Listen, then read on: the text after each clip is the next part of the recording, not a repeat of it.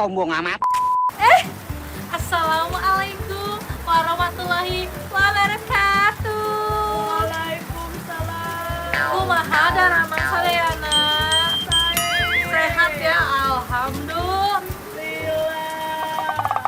Jamaah, oh jamaah. Ada pepatah mengatakan tak kenal maka tak arus. My nama is Aisyah. My nama is Fahri.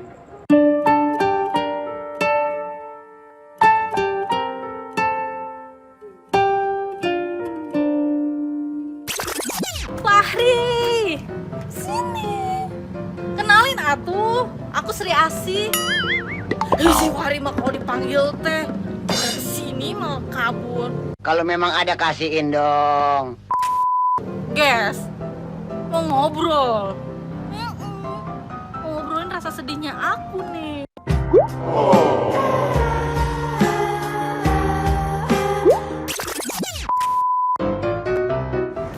Bukan sedih yang itu. Ini ada yang lebih menyedihkan. Kenapa?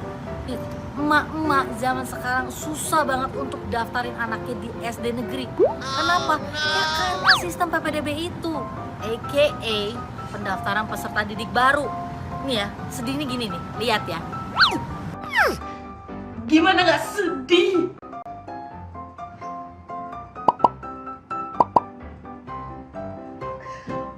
Gimana gak sedih?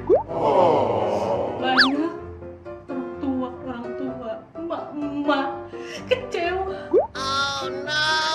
Karena anak banyak yang gak lulus PPDB. Kamu bayangin sedih gak sih? Oke guys, sebelumnya nih, aku mau ngasih tahu sebelum aku ngomong panjang kali lebar. Kalau jalur PPDB itu dibagi menjadi beberapa jalur nih. Banyak, jangan sedih. Yang pertama, ada afirmasi.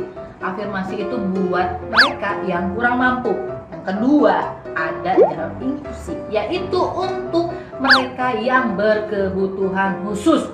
Nah, ada juga nih untuk kalian-kalian yang pintar dan nilai-nilainya bagus, ada jalur prestasi yang bisa kalian gunakan. Nah, ada juga untuk jalur perpindahan orang tua atau guru yang pindah dinas. Nah, yang terakhir nih, yang bikin kisruh, misuh nih. Kalian bisa tebak nggak? Apa? Betul, jalur zonasi. Jalur zonasi ini yang bikin kisruh di DKI Jakarta ini nih. Ampun gak sih? Coba, ampun. Otak tuh dipakai, dia dengkul lo pakai. Gimana orang tua di DKI Jakarta ini nggak pada protes soal jalur zonasi ini? Kalian tahu kan, jalur zonasi itu ya rumahnya terdekat sama si sekolah pilihan. Dan dengan catatan nih, kalian mesti tinggal di situ selama 1 tahun dulu. Nah, itu kan yang harusnya jadi prioritas untuk dapat bangku di sekolah itu. Nah, aku kesel nih ya. Sekarang tahunya jalur usia yang jadi prioritas. Gimana coba?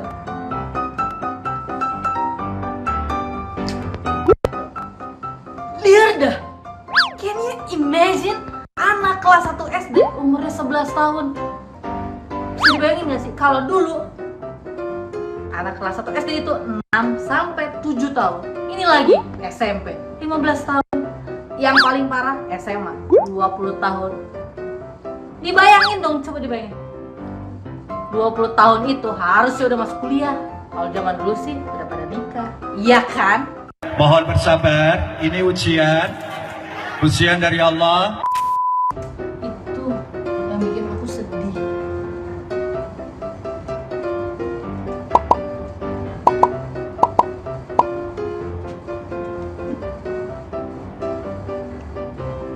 Itu yang bikin aku beneran sedih.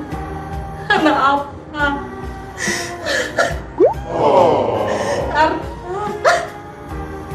mimpi ada aku di luar sana harus pupus.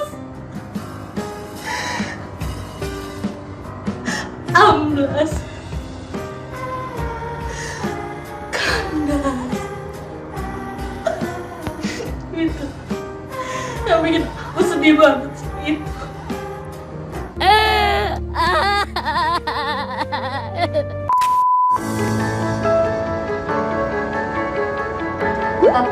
Pepatah mengatakan, hadapi stres dengan senyum.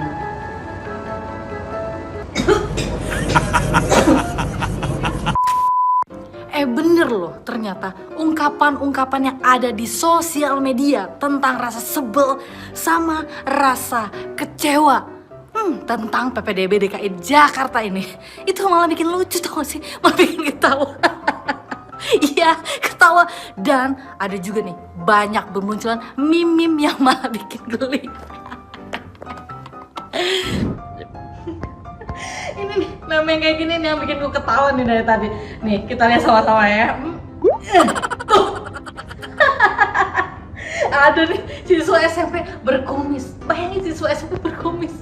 Lebih lucunya lagi nih, ada tulisannya kan, tuh, nggak perlu pintar, yang penting tua. Yang penting tuh, jangan sedih. Aku kasih buktinya lagi ya, satu lagi nih ya. Nih ya. Nah, tuh, bisa lihat kan? Ada 2 orang, kakak kelas sama adik kelas loh ini loh. Lihat, masa kakak kelas ini. Halo dek, selamat pagi. Lucu banget kan? Malah kakak kelas yang kelas sama adik kelas. Udah. Please, ini udah cukup. Jangan kebanyakan ketawanya ya. Nih, yang paling penting, ini nih informasinya. Kalau PPDB zonasi ini nih malah jadi bahan ketahuan kita semua kan? Lucu kan? Nah, sistem zonasi PPDB ini nih bukan cuma berpengaruh di DKI Jakarta aja, tapi ada di Surabaya dan juga di Padang. Nih, yang di Padang ibu-ibu sampai nyegat mobil dinas pendidikan nih karena masalahnya ada di surat keterangan domisilinya. Mantul. Sebenarnya apa sih permasalahan utama dari kacaunya sistem jalur zonasi PPDB ini? Kalau kalian tanya-tanya, aku nggak punya jawabannya. Daripada nih kita semua nih ngarang dan banyak berspekulasi, mendingan kita tanya aja sama Pak Pengamat. Sok atuh Pak, dijelaskan. Banyak orang yang hanya menyalahkan saja, tapi tidak tahu mengapa usia menjadi faktor penentu di DKI ya. Saya memang belum pernah bertemu dengan para pengambil kebijakan di DKI, tetapi saya meraba bahwa justru mereka itu menyadari tanggung jawabnya. Tanggung jawabnya sebagai penyelenggara pendidikan yang harus memberikan layanan pendidikan kepada semua warga. Kalau yang usianya lebih tua ini tidak diakomodasi, maka tahun depan mungkin mereka tidak bisa melanjutkan sekolah lagi karena sudah melampaui batas usia. Masuk akal juga sih. Tapi kalau mau belain mereka yang usianya udah mentok, bukan berarti toh yang usianya minimal pun jadi banyak tuh yang nggak lolos, alias tertunda karena terbatasnya kuota itu sendiri. Dan jarak dari rumah ke sekolah pun akhirnya dilupain.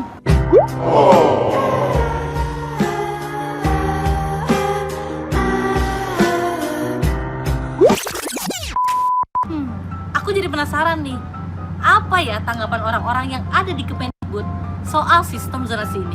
Kita tanya yuk. Kami sudah yakin bahwa memang nanti dalam prakteknya nanti untuk jalur zonasi itu minimal 50% sebagaimana Permendikbud 44 2019 sudah tercapai. Ya jelas lah, kuota udah pasti tercapai. Tapi kualitasnya bagaimana? Gimana coba? Iya sih, ngerti. Pengennya adil, mendapatkan pendidikan yang sama. Tapi ya gitu deh. Kuota zonasi yang 50% aja nggak cukup. Padahal kuota itu udah paling banyak daripada kuota jalur lain. Kenapa bisa nggak cukup? Ini bermasalahnya. Lagi-lagi kapasitas daya tampung peserta didik di sekolahnya pun terbatas. Contohnya deh, SMA sama SMK. Daya tampungnya hanya 32% aja nih untuk menampung lulusan SMP. Jadi, kalau 32% kuenya itu terpecah ke jalur zonasi, prestasi, afirmasi dengan masing-masing kuotanya. Tentu dong, jalur zonasi yang paling banyak kuotanya pun juga jadi terbatas kan, sahabat? Kan tiap sekolah daya tampungnya beda-beda. Contohnya deh, di satu sekolah, kelas 1 ada yang dibuka 5 kelas, ada juga yang dibuka 7 kelas. Ini tuh semua intinya nggak sama. Cara ngasih taunya bagaimana? Dan itu baru di Jakarta doang, belum lagi di daerah lain. Iya kan? Bener kan? Ini PR-nya yang harus dibenerin nih, yaitu sistemnya dong, tolong diperbaiki. Iya kan, friend? Bener kan? Friend? Iya, friend, bener. Ya kan? Permasalahan semua pasti ada solusinya.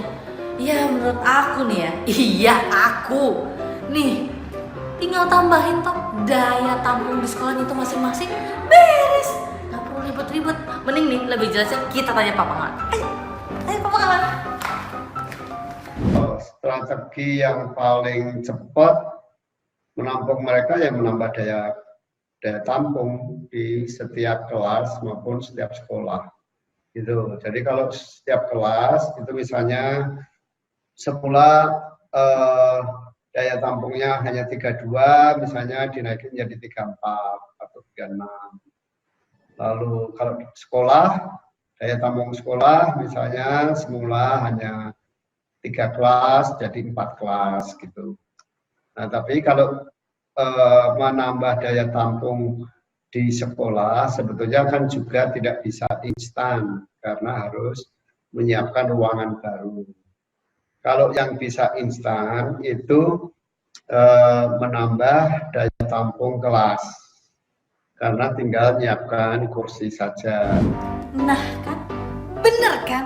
Yang kudu ditambahin itu daya tampungnya sendiri. Setiap permasalahan pasti ada pencerahan. Oke, udah mulai clear nih ya. Lucu kan? Jadi si sistem PPDB ini jadinya kayak pencinta rindu, tau gak sih?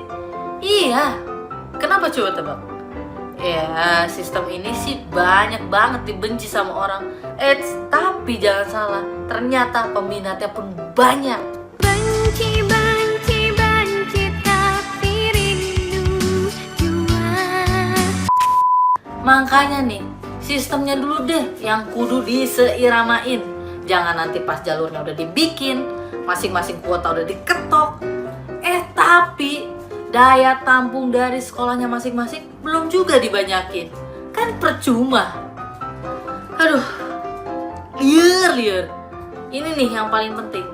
Semua harus seimbang, biar kesannya nggak pilih kasih. Daripada pilih kasih, mending pilih Sri Asih.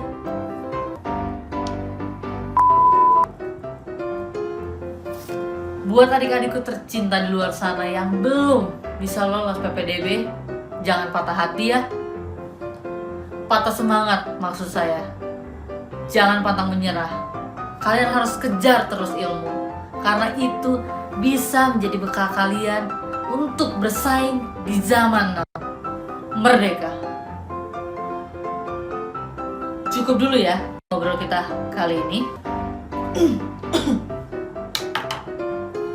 Lain waktu kita ngobrol lagi ya. Aku Sri Asih, pamit. Don't miss me, okay? Bye.